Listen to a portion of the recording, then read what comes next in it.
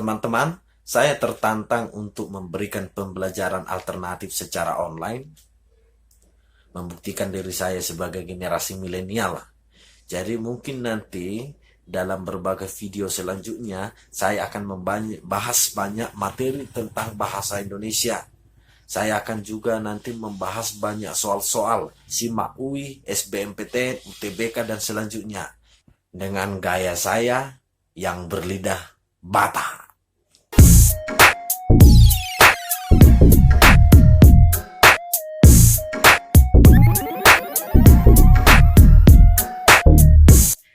Nah, kali ini kita membahas soal-soal biografi. Catat, soal-soal biografi. Kalau kalian mau fokus lulus PTN, selama saya tutor mengajar di bimbel hampir 10 tahun, belum ada soal biografi. Tapi bukan berarti kita berhenti untuk membahas soal biografi. Kita tidak tahu apa yang akan terjadi ke depan. Jangan-jangan tahun ini ada. Oke, kita jawab soal yang pertama di video ini. Yang pertama, dengan adanya biografi, kita dapat menemukan hubungan sebuah misteri yang melingkupi hidup seseorang dan penjelasannya mengenai tindakan atau perilaku dalam hidupnya. Berdasarkan uraian tersebut dapat dikatakan bahwa biografi adalah A. Buku yang di dalamnya menceritakan kejadian-kejadian hidup seseorang. Ini bisa jadi benar. B. Buku tentang kisah manusia. Ini pun bisa jadi benar. C. Buku keindahan alam. Ini sudah pasti salah. Dodol. Buku tentang kejadian indah yang dirasakan seseorang. Ini bisa jadi benar. Oke. Ada 3 pilihan yang mungkin benar di dalam soal ini. Beginilah soal bahasa Indonesia, tidak seperti matematika. Ada beberapa yang mungkin benar. Jadi kalau mencari jawabannya, kita harus mencari mana yang paling mungkin benar. Kita periksa satu-satu. Dodol. Buku tentang kejadian indah yang dirasakan seseorang. Biografi itu apakah hanya mengandung kisah-kisah yang indah? Sudah pasti enggak. Jadi dodol kecil kemungkinannya benar. B. Buku tentang kisah manusia. Biografi itu kisah seseorang, bukan kisah keseluruhan manusia. Jadi biografi itu bukan kitab suci. Jadi bola sudah pasti salah. A. Buku yang di dalamnya menceritakan kejadian-kejadian hidup seseorang. Kejadian-kejadian hidup itu sudah mengandung yang dodol. Ada kejadian indah, ada kejadian yang buruk. Jadi jawaban yang paling mungkin adalah A. Kita sambung ke soal selanjutnya. Sebuah teks biografi dikatakan faktual jika berdasarkan A. Pengalaman penulis. B. Keinginan penulis menuangkan ide. C. Pengalaman hidup seseorang yang diceritakan dalam tokoh biografi tersebut. D. Keutuhan teks bacaan. Kita periksa satu-satu. Faktual, fakta, berarti berdasarkan kenyataan. A. Pengalaman penulis. Biografi kan mengisahkan hidup orang lain, bukan mengisahkan penulisnya. Jadi A salah. B. Keinginan penulis menuangkan ide. Ini semakin salah. Keinginan penulis menuangkan ide. Ide tentang apa? Padahal biografi menuliskan seseorang, bukan menuliskan ide. C. Pengalaman hidup seseorang yang diceritakan dalam tokoh biografi tersebut. Ini mungkin sekali jawaban. Dodol. Keutuhan teks bacaan. Yang paling mungkin dan yang paling benar di soal ini jawabannya adalah C, karena ini yang benar-benar faktual. Oke, sekarang kita kerjakan 2 nomor sekaligus. Yang nomor pertama di sini, penyajian biografi saat ini biasanya ditulis secara faktual, B, kronologis, C, kekinian, dan terakhir terbaru. Pada nomor sebelumnya kita sudah membahas faktual. Faktual berarti berdasarkan fakta, bukan dikarang-karang. Oke. Sekarang kita bahas dodol terbaru. Biografi itu kan dari awal sampai akhir, dari lahir sampai kemungkinan bisa mati. Jadi bukan terbaru saja. C juga bukan kekinian saja, itu mirip. Yang mungkin jawaban antara A dan B, karena biografi itu adalah berdasarkan fakta. Sekarang kita jawab A atau B. Biografi itu berdasarkan fakta, tapi cara penyajiannya adalah kronologis. Kronologis artinya runtut. Dari pagi sampai malam, dari lahir sampai mati, dari kecil sampai besar. Jadi dia penyajiannya adalah kronologis. Sifatnya faktual. Jadi jawaban bola. Nomor 8. Biografi termasuk teks titik-titik yang tergolong pada teks makro. Catat makro. A. Eksplanasi. B. Deskriptif. C. Argumentatif. D. Naratif. Ingat, kata kunci dari biografi adalah kisah hidup seseorang. Narasi hidup seseorang. Kisah, cerita sama dengan narasi. Dalam hal ini kita sudah bisa jawabannya, yaitu dodol. Naratif disajikan secara naratif. Pertanyaannya, kenapa harus dibikin makro? Karena bisa aja dalam sebuah paragraf di dalam biografi nanti ada sebuah paragraf yang deskriptif. Namun itu hanya satu paragraf saja. Secara makro dia adalah naratif. Jadi jawabannya adalah dodol. Sekarang kita bahas soal selanjutnya, soal yang saya ambil dari Ruang Guru, yaitu selain itu Hairin Anwar juga menerjemahkan karya sastra asing ke dalam bahasa Indonesia.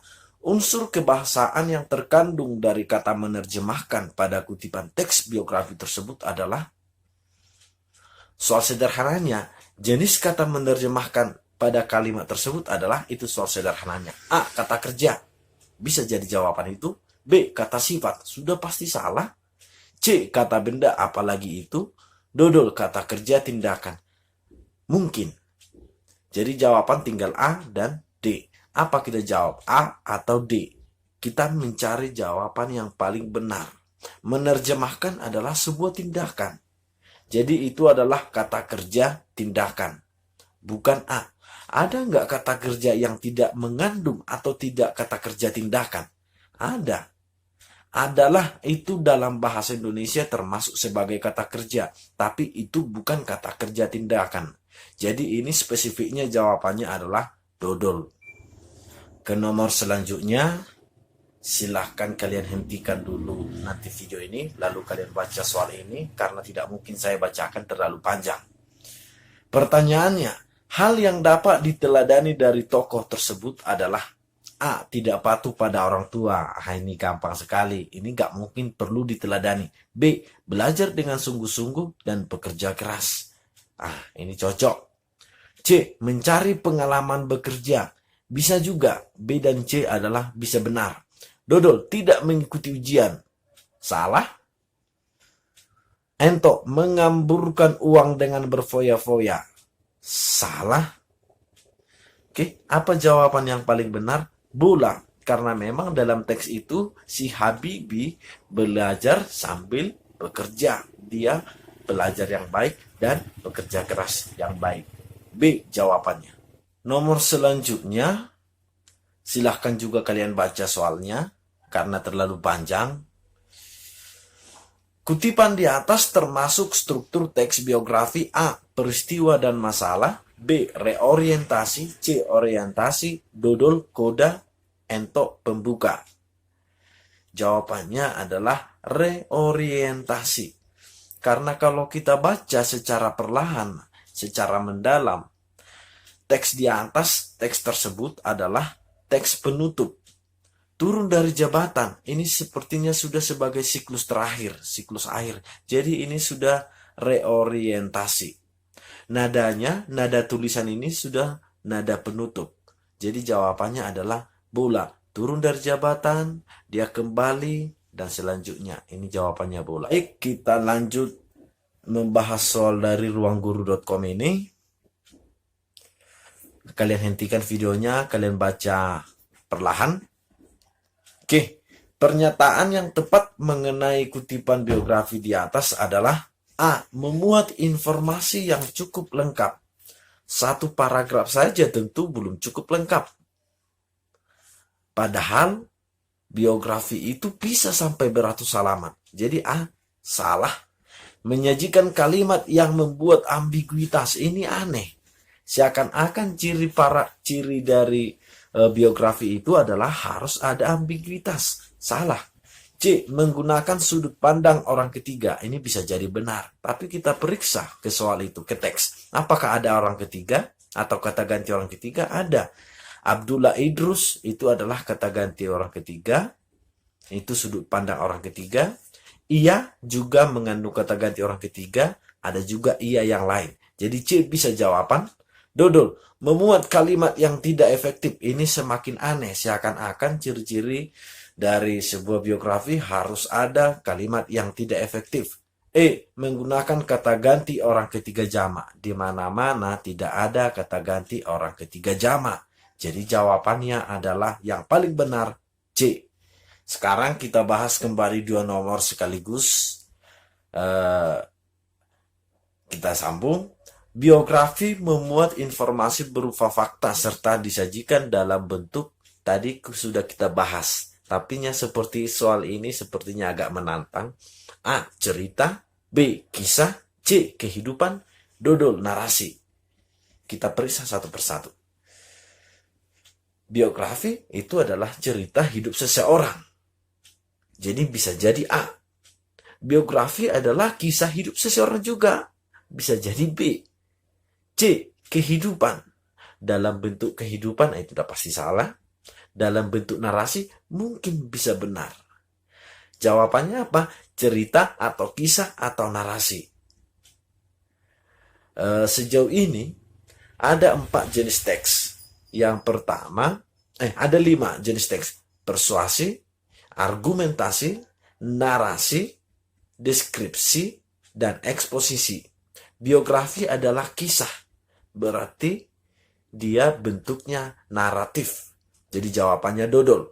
Nomor 3. Biografi berasal dari bahasa Yunani. Bios berarti hidup dan grafien berarti. Ini sudah pasti kita tahu jawabannya. Kata-kata yang dekat dengan grafien ini misalnya kaligrafi. Saya pikir saya tidak perlu menyebutkan jawabannya. Pasti kalian sudah paham. Kita kembali ke soal selanjutnya. Soal ini saya ambil dari Ruang Guru, di mana di sana dikatakan subtopiknya adalah mengenal biografi. Pengertian biografi yang tepat adalah, kita periksa satu-satu. A. Kisah hidup tokoh terkenal yang menginspirasi banyak orang. Benar. Biografi itu memang kisah hidup seseorang. Baik yang terkenal, tapi biasanya yang terkenal. A. Bisa benar. B. Sejarah hidup penulis yang memuat banyak pelajaran untuk pembaca. Bisa jadi benar. C. Cerita hidup seseorang yang ditulis dan dijadikan sebuah buku. Juga benar. Dodol, riwayat hidup seseorang yang ditulis oleh orang lain. Benar. Perjalanan hidup seorang tokoh terkenal yang memuat cara-cara. Benar. A sampai E benar. Tapi ingat, bahasa Indonesia itu tidak cukup berhenti pada yang benar.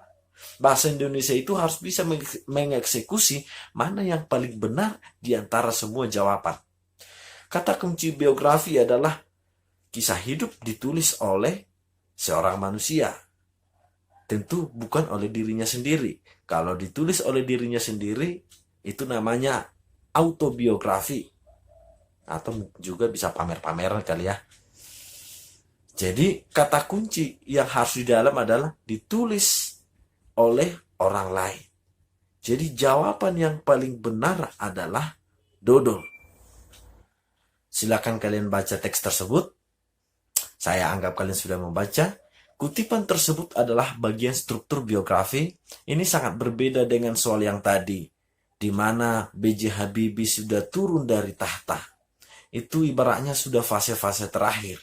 Sementara di sini, ia dikenal sebagai sang jenius dari Papua. Ia lahir. Ini fase-fase awal. Nadanya adalah nada pembuka, tonnya ton pembuka. Jadi ini orientasi. Jadi kalau kita, nalar bahasa kita agak-agak sudah mulai sensitif, kita akan bisa mengetahui apakah dia fasenya sudah awal, tonnya masih di awal, atau tonnya sudah di akhir. Kalau tonnya di awal, kalau nadanya di awal, berarti itu adalah orientasi. Oke? Dari Ruang Guru juga soal ini, yaitu kebahasan biografi itu subtopiknya. B.J. Habibie mampu memberikan semangat pada kaum muda Indonesia. Kalimat pasif yang tepat berdasarkan kalimat aktif di atas adalah, nanti suatu saat pada topik-topik yang lain, kita akan mengulas topik-topik yang lain. Jadi kalimat aktif, kalimat pasif nanti kita akan bikin dalam video khusus. Yang pasti kalimat aktif itu adalah kebalikan dari kalimat pasif. Ibu memasak nasi. Itu adalah aktif. Pasifnya nasi dimasak oleh ibu. Sama, B.J. Habibie memberikan semangat. Berarti pasifnya semangat memberikan, semangat diberikan B.J. Habibie. Itu kata kunci yang mau kita lihat. A. Habibie diberikan. Salah. Karena yang diberikan itu tadi adalah semangat diberikan. B. Habibie juga diberikan. Salah. Saya pikir kalian sudah paham jawabannya. Yang benar adalah semangat diberikan oleh B.J. Habibie. Jawaban yang paling benar di sini adalah dodol. Oke, sebelum kita akhiri, kenapa kalimat pasif cenderung banyak di dalam sebuah teks biografi? Biografi, ingat, biografi adalah kisah tentang seseorang yang ditulis oleh orang lain. Kisah tentang seseorang yang ditulis oleh orang lain. Berarti orang lain itu sedang dituliskan, bukan sedang menuliskan. Orang lain itu sedang dijelaskan, bukan sedang menjelaskan. Dijelaskan itu pasif, menjelaskan itu aktif. Dituliskan itu pasif, menuliskan itu aktif. Jadi biografi itu cenderung lebih banyak pasif. Apakah ada aktif? Ya memang ada, tapi cenderung lebih banyak adalah pasif karena dia sedang dikisahkan oleh orang lain, yaitu penulis biografi tersebut.